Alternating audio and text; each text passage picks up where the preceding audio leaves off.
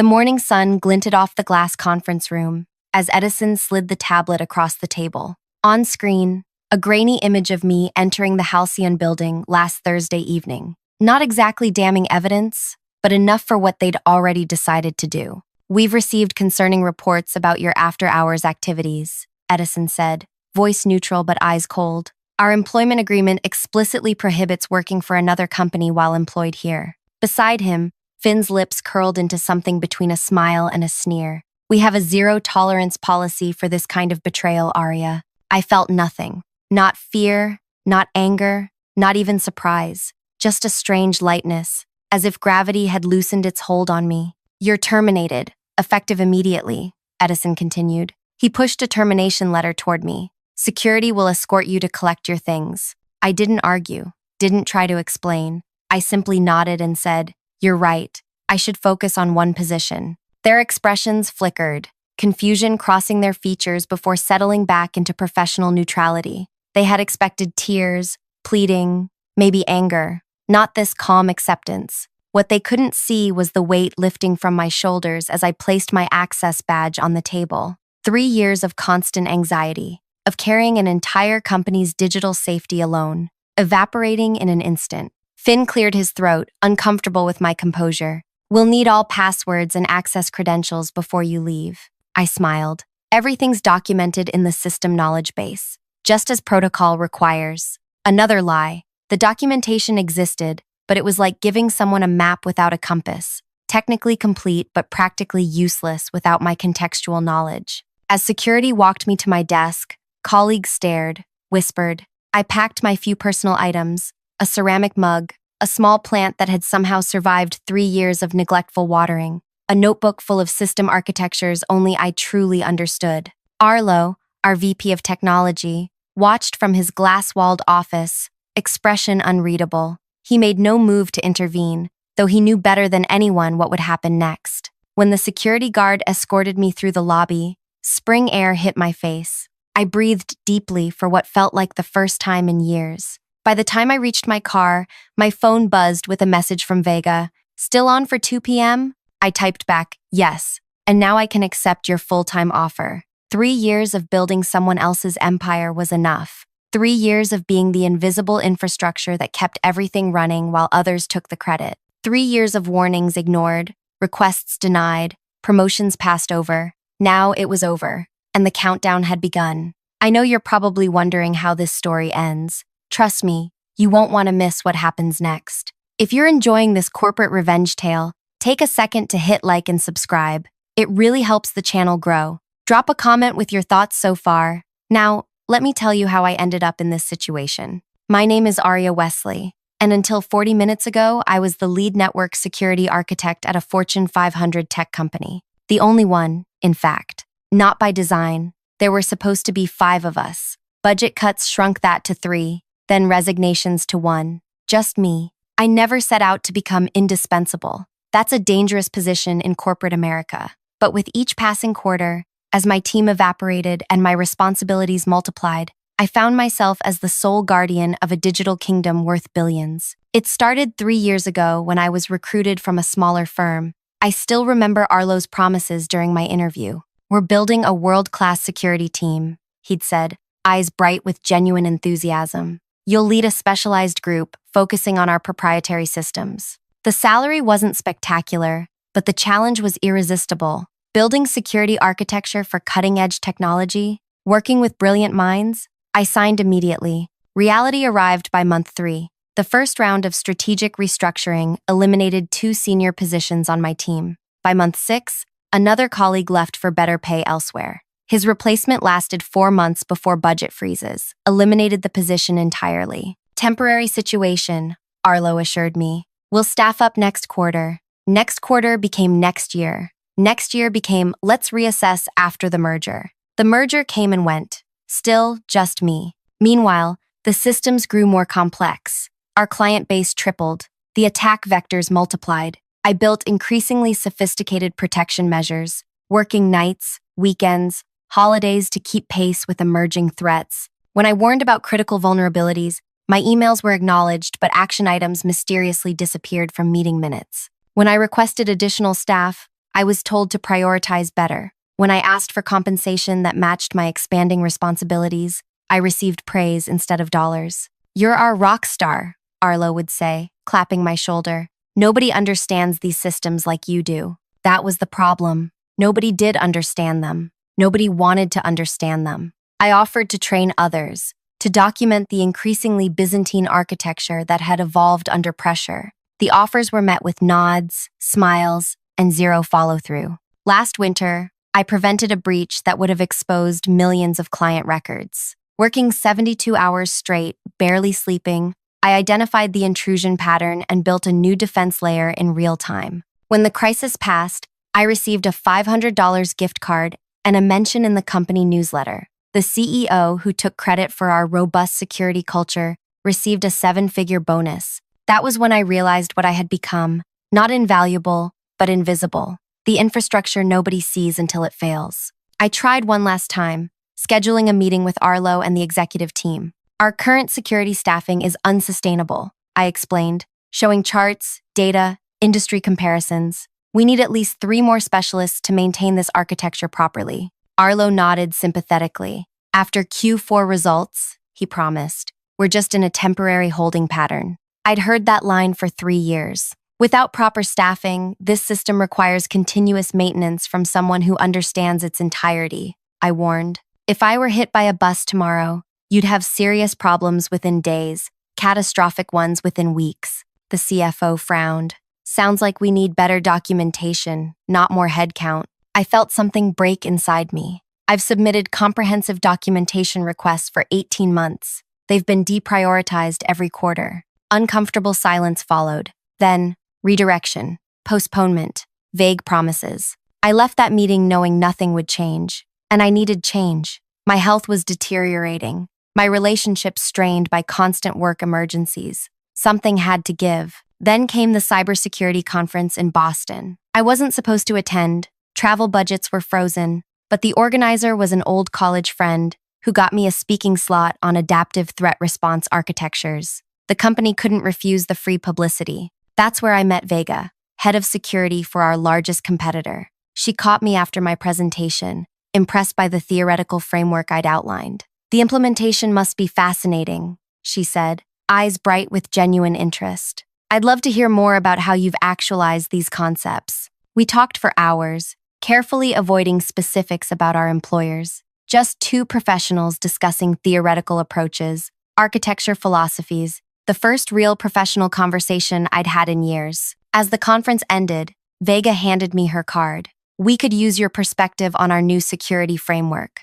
Strictly advisory, weekends only, nothing operational, nothing that would create conflicts." The consulting fee she mentioned exceeded my monthly salary, for weekend work, for being valued. I hesitated only briefly before accepting. The work was advisory only, reviewing their proposed systems, not touching their actual infrastructure. Nothing that violated confidentiality. Nothing operational that impacted either company. For 8 weeks, I lived a double life. Weekdays maintaining the digital fortress that protected billions in assets, unrecognized and undervalued. Weekends being respected, heard, and compensated appropriately for my expertise. Then last Thursday, I parked 2 blocks from Vega's office building for our regular meeting. Someone recognized my car, someone made assumptions, someone decided I was dispensable, what they failed to understand. Their entire security infrastructure required specialized weekly adjustments that only I knew how to perform.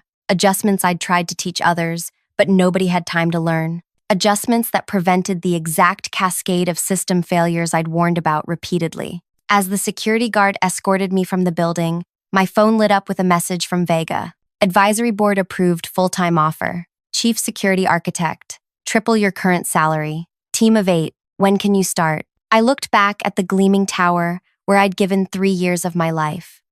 The security guard avoided my eyes, uncomfortable with his assignment. "Is it worth it?" I asked him quietly. "Working for people who discard you this easily?" He had no answer, just a practiced neutral expression. But I saw the flash of recognition in his eyes. He understood exactly what I was asking. I texted Vega back, "I can start Monday." What my former employers didn't realize as they rushed me out. In precisely 72 hours, During end-of-quarter processing, when their data traffic peaked, their entire system would require the specialized maintenance only I performed. The maintenance I'd been begging them to let me train others to do. Not sabotage, not revenge, just the natural consequence of ignoring warnings, of valuing systems over the people who built them. As I drove away, my phone began to ring. Arlo's number. I smiled and turned off the ringer. The clock was ticking. By Friday afternoon, I had signed Vega's employment contract. Chief Security Architect with a team of 8 specialists,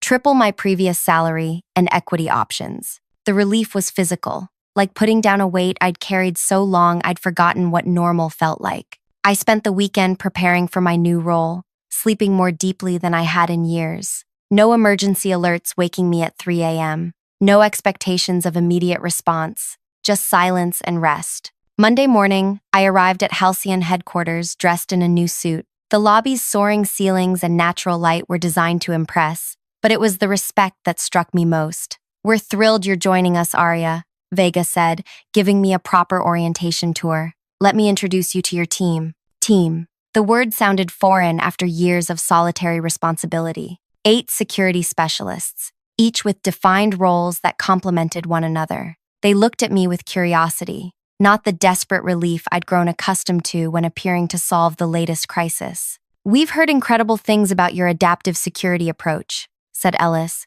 a threat analysis specialist with bright eyes and quick hands. "Looking forward to learning from you." By lunchtime, we were deep in animated discussion about their current architecture. They had questions, thoughtful ones. They challenged my assumptions, offered alternatives, built upon my ideas, rather than simply implementing them. This was what collaboration felt like. I'd almost forgotten. Meanwhile, across town, the first warning signs were appearing at my former workplace. I didn't need spies to tell me. The system's rhythms were as familiar to me as my own heartbeat. Monday afternoon would bring the first authentication bottlenecks as the weekly credential refresh cycle tried to execute without the manual override I always performed. By Tuesday morning, log files would begin to overflow, slowing response times. By Wednesday afternoon, exactly 72 hours after my departure, the cascading failures would begin during end-of-quarter processing peak. I felt a twinge of guilt,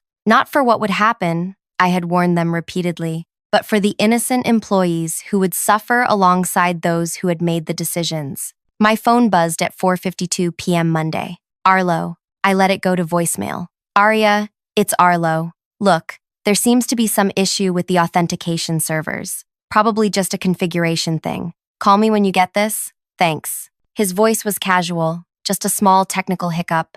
I deleted the message. Tuesday morning brought 3 more calls from increasingly senior people. By afternoon, the tone had changed dramatically. "This is Maeve from the executive office. Our systems are experiencing significant slowdowns. The technical team has been unable to resolve the issue. The CEO has authorized me to discuss terms for your return as a consultant to address these urgent matters." I texted back a single line. "I'm focusing on one position now, as suggested." At Halcyon, I was immersed in building something new rather than desperately maintaining something old. My team and I mapped out a security architecture that incorporated the best elements of my theoretical models with their existing infrastructure. Vega checked in regularly but never hovered. "How are you settling in?" "It's strange," I admitted. "Having resources, being heard." She nodded. "We've all worked at places that didn't value expertise. That's why our retention rate is triple the industry average." Late Tuesday night, my personal email chimed.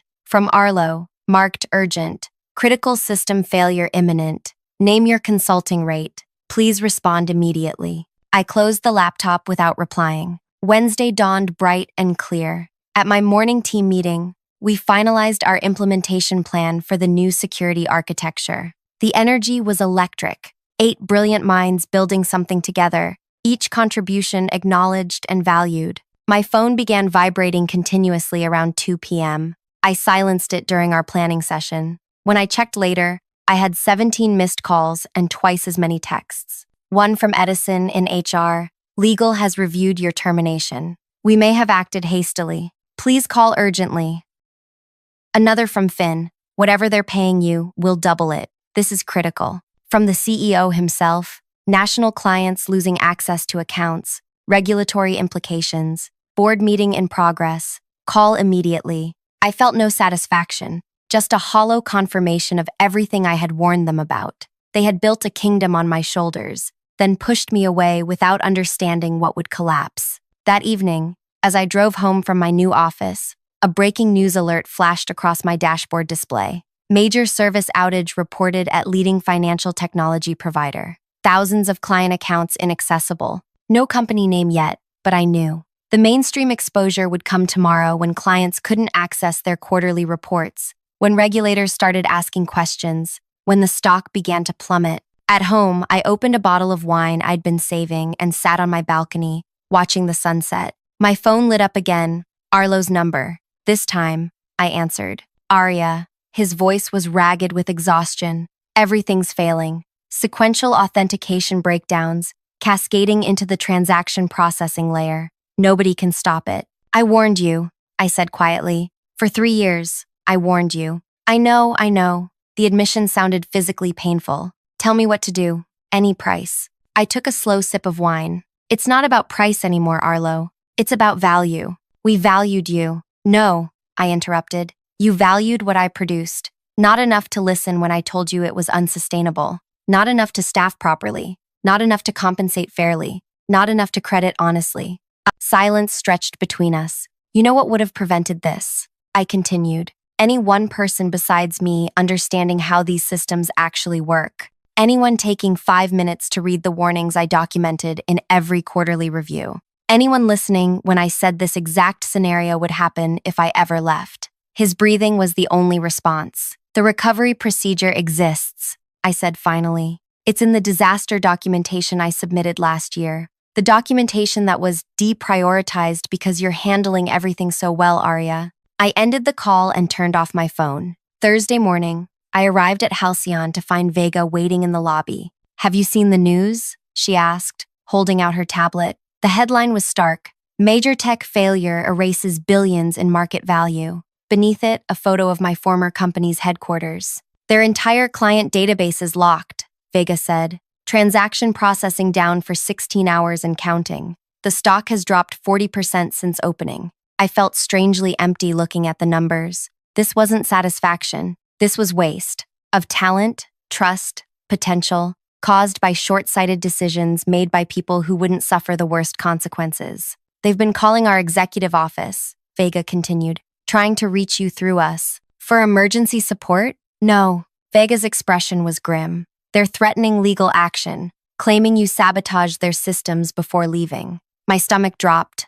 I didn't. We know, she interrupted. Our legal team has already reviewed your contract and exit procedures. You're clean, but they're desperate and looking for someone to blame. As we walked to my new office, the weight I'd shed began to return. Not from guilt, I had done nothing wrong, but from the recognition that even now, they refused to accept responsibility. My team was waiting, concerned faces tracking my entrance. Is it true? Ellis asked. About your former employer? I nodded. Did you really build their entire security infrastructure yourself? Another team member asked. Not by choice, I said. By necessity. Understanding passed between us. The silent recognition of a shared experience. Every person in that room had, at some point, been the unacknowledged foundation others stood upon. Well, Ellis said finally, their disaster is educational for us. Let's make sure our systems never depend on any single person, including you, Arya. The simple wisdom of this statement nearly brought tears to my eyes. This was leadership, acknowledging expertise while preventing unhealthy dependency. We returned to our work, designing resilience into every layer of the new architecture. But as morning turned to afternoon, the news grew worse for my former employer. Regulators had launched an investigation. Client defections were accelerating. The stock had dropped another 15%. My phone, which I'd finally turned back on, displayed 57 missed calls. The last one came from an unknown number. The voicemail was from the board chair himself. Miss Wesley, this is Terrence Walsh. The situation has become untenable. The board has removed several executives this morning, including Mr. Edison and Mr. Finn. We recognize the systemic failures that led to your departure. Please call me directly to discuss how we might move forward. I sat with this message for a long time, cursor hovering over the delete button. Part of me wanted to let them continue paying the full price of their decisions. Another part recognized that innocent people, regular employees, clients, were suffering for leadership's failures. At our afternoon meeting, Vega pulled me aside. Their CTO reached out directly. Apparently, the board fired half the executive team this morning. I heard, I said. They're offering an astronomical consulting fee for emergency recovery assistance. 1 day of your time, remotely. No ongoing commitment. I hesitated. What do you think? Vega considered carefully. Professionally, helping them doesn't harm us. Their reputation is already damaged beyond quick repair. Personally, it's your call. You don't owe them anything. As I walked back to my office, Ellis fell into step beside me. You know, they said casually, sometimes the most powerful message isn't letting someone fail completely. It's showing them exactly what they lost by letting them see you succeed elsewhere. I stopped walking. What do you mean? Ellis shrugged. If you help them recover, they'll always know 2 things. That you could have prevented their disaster, and that you were gracious enough to help them despite how they treated you. That kind of knowledge changes organizations more than bankruptcy. I considered this perspective as I returned to my desk, where my team was already implementing the security architecture we'd designed together. My finger hovered over Terrence Walsh's number. What would truly constitute revenge in this situation? Letting their systems remain broken? Their company possibly collapse? Or showing them exactly what they had discarded? The answer came as I watched my new team working together, each person's contribution acknowledged, each voice heard. I pressed the call button. Miss Wesley, Terrence Walsh's voice carried the strained politeness of someone unused to making requests. Thank you for returning my call. Mr. Walsh, I kept my tone neutral. I understand your company is experiencing technical difficulties. A careful understatement. Based on industry reports flooding in, they were facing a complete system collapse. Client data inaccessible, trading platforms frozen, regulatory violations mounting by the hour. Difficulties would be an understatement, Walsh admitted. Our entire infrastructure has become essentially non-functional. The team cannot resolve the cascading authentication failures. I let silence fill the line, making him continue. The board has reviewed your employment history and recent termination. It appears serious mistakes were made regarding your warnings and staffing requests. Yes, I said simply. They were. More silence. In the background, I could hear raised voices, the chaos of a company in freefall. We're prepared to offer substantial compensation for your assistance in resolving this crisis. Name your figure. I had considered this moment during my sleepless nights at my former employer. Imagined the satisfaction of rejecting their desperate pleas. But Ellis's words echoed. Sometimes the most powerful message isn't letting someone fail completely. My consulting rate is $50,000 per hour, I said, naming a figure that would have seemed absurd a week ago. 4-hour minimum engagement, payment in advance to my specified account, and I have conditions beyond compensation. Walsh didn't hesitate. Done. What conditions? First, I work remotely. I don't set foot in your building. Understood. Second, I provide instructions only. Your team implements. I won't directly access your systems. That's challenging, but acceptable.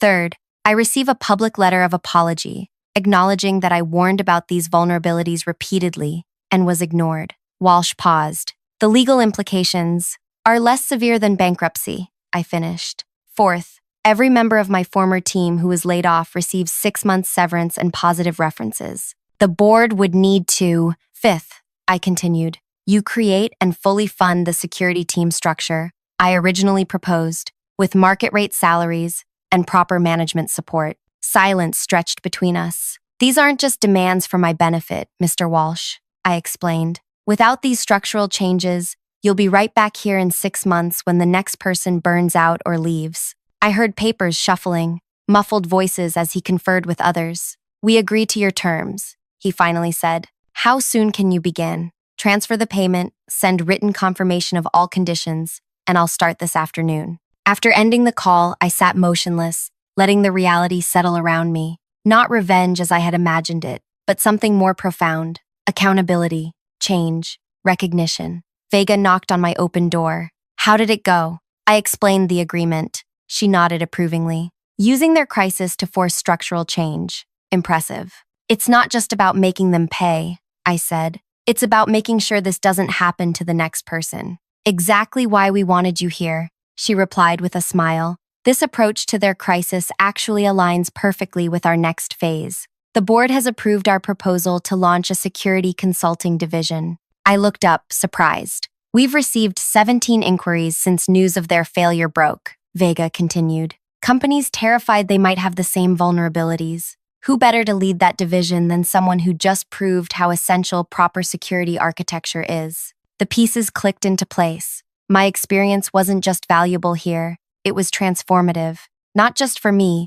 but potentially for an entire industry that consistently undervalued the invisible infrastructure keeping it alive. I'd like you to present the concept at next week's leadership meeting, she added, with a proposed structure and staffing plan. After Vega left, I opened my laptop to prepare for the emergency consultation. Within minutes, my inbox pinged with the payment confirmation and a signed letter agreeing to all my conditions. I sent detailed recovery instructions to my former company's technical team, step-by-step procedures to resolve the authentication cascade failure. Instructions I had actually documented months ago, but that had been buried in unread reports. As expected, questions flooded back immediately. The team trying to implement my instructions lacked contextual understanding of the systems they were attempting to save. For 4 hours, I guided them through the recovery, explaining not just what to do, but why each step mattered, teaching what should have been taught long ago. Midway through, Arlo joined the video call,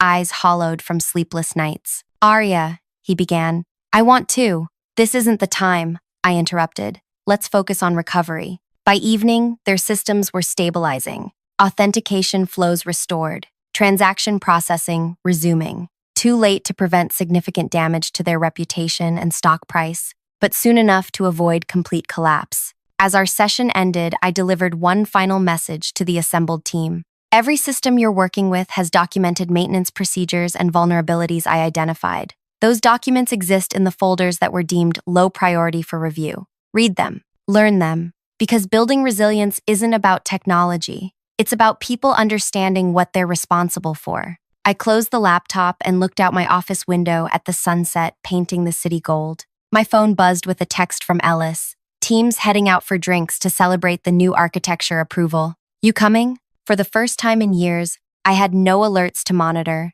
no systems that would implode without my constant attention. I had colleagues, not dependents, boundaries, not endless obligation. On my way, I replied. 1 month later, I stood in Halcyon's largest conference room, presenting our new security consulting division to the executive team. Behind me, slides displayed the market opportunity created by my former employer's very public failure and our unique positioning to address it. Every company believes their technical systems are secure until proven otherwise, I explained. Our approach isn't just providing better technology, it's changing how organizations value and structure their security operations. The approval was unanimous. Within days, we began hiring, expanding my team to 20 specialists with diverse expertise. Our first clients were already lined up, companies terrified of suffering the same fate as my former employer. That afternoon, I received an unexpected email with the subject line, "Thank you," from Terrence Walsh. Miss Wesley, I wanted to personally update you on the changes implemented since your consultation. We've hired the full security team structure you recommended, including a chief security officer reporting directly to the board. Your public letter of acknowledgement ran in today's business section. Most importantly, we've instituted a complete review of all deprioritized documentation from technical staff across the organization, already uncovering critical insights that had been ignored. The cost of these lessons has been steep. Our market value remains 30% below pre-incident levels, and client trust will take years to rebuild. But the cultural change within the organization has been profound. Your impact extends far beyond the technical recovery you guided. If you're ever interested in returning, my door remains open. I closed the email without replying. There was nothing to say. My answer was already visible in industry announcements about Halcyon's new consulting division and my role leading it.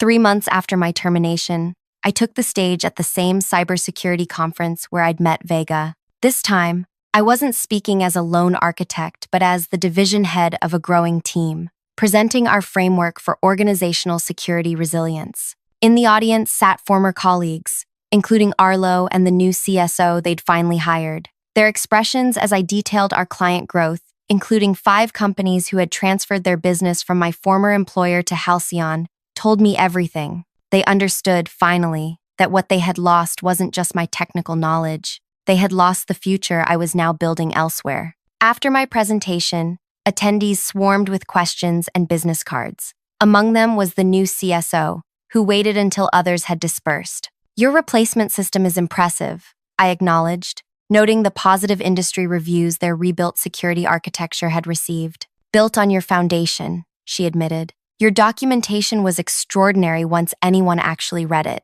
You saved them even while leaving." I smiled. "Some lessons can only be learned through consequences." As I gathered my materials, she added, "You know they track your success obsessively now. Every announcement, every client acquisition, measuring what could have been theirs. And there it was, the true revenge. Not their failure, but my success. Not their loss, but my gain. Every achievement at Halcyon was a reminder of what they had discarded. Every innovation my team produced reflected what they could have had if they had listened, valued, supported. The most devastating consequence wasn't the system failure or financial loss. It was watching me build elsewhere what they had prevented me from building with them. 6 months to the day after my termination, Halcyon announced our security consulting division had become the fastest-growing segment of the company, with a client list that included 3 Fortune 100 corporations. The press release featured my name prominently, alongside quotes from clients about our revolutionary approach to organizational security architecture.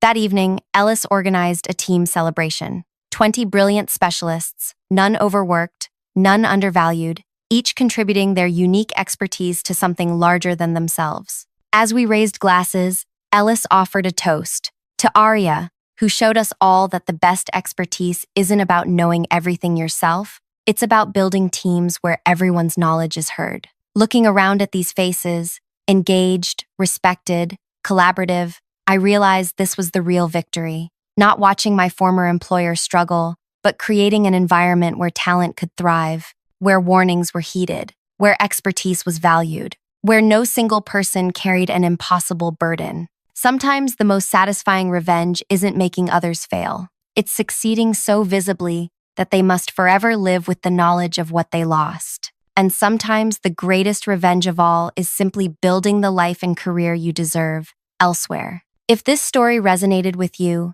take a moment to like, subscribe, and share with someone who might need to hear it. We've all experienced being undervalued or overlooked at some point. Maybe you're carrying an entire department on your shoulders right now, wondering if anyone notices. Remember, your worth isn't determined by those who fail to see it. The right environment is out there, one that values not just what you produce, but who you are. Drop a comment sharing your own workplace experience or how you found your professional home. Your story matters too.